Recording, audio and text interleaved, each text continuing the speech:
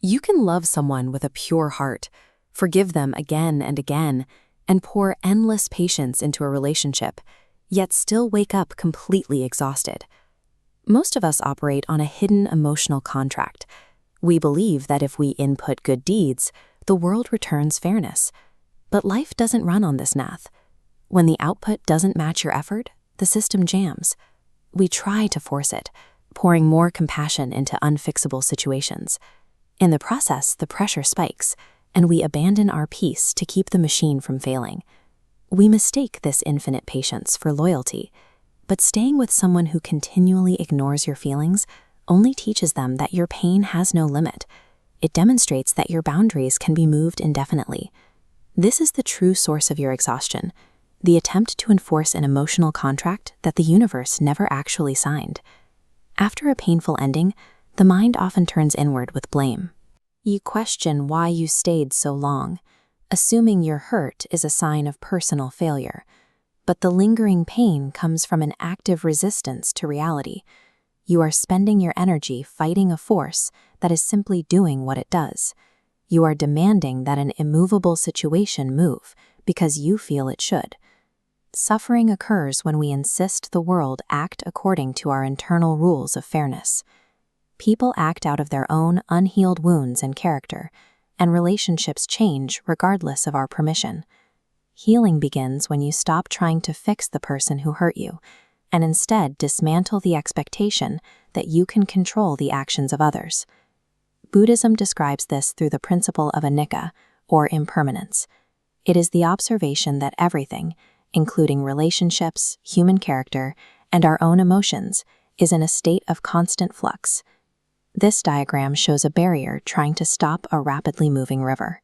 Human suffering is generated by this exact attempt to freeze time. We try to block the natural flow of change, holding on to an outdated version of a person and creating violent turbulence in our own minds. We often ignore how someone treats us today because we are clinging to the memories of the beginning. But a dynamic reality cannot be frozen.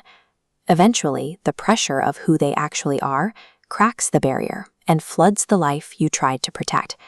Often, the grief we feel isn't for the person who is currently there, but for the illusion of permanence we projected onto them. This reveals the mechanical difference between love and attachment.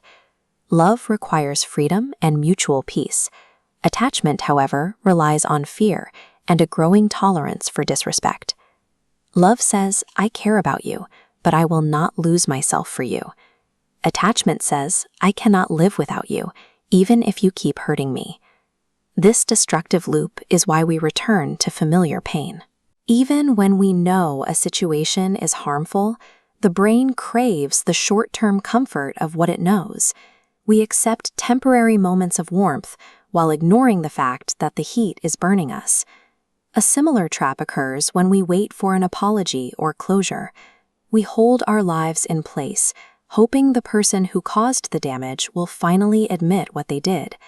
Waiting for them to validate your pain gives that person total authority over your recovery. You are expecting someone who lacked the maturity to treat you well to suddenly develop the maturity to heal the wound they created. Choosing to leave is a recognition that your internal peace is more valuable than maintaining a connection to a broken dynamic. Reframing this suffering as a diagnostic tool changes its value. It reveals the specific internal vulnerabilities that were previously hidden. This blueprint shows a bridge undergoing a stress test. A painful relationship functions the same way. It highlights the microfractures in your foundation, showing exactly where your boundaries were thin, where your fear of loneliness was high, and where you chose attachment over self-respect. True acceptance means looking at these stress points without demanding they be different.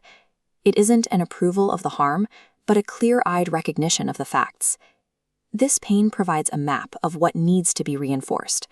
It identifies the exact areas where you were neglecting your own needs, so you can begin the work of rebuilding.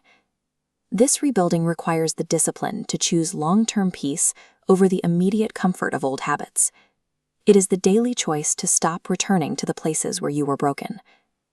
It is easy to let betrayal turn you bitter or cold, But closing off your heart is just another reaction rooted in fear. Wisdom integrates these fractures.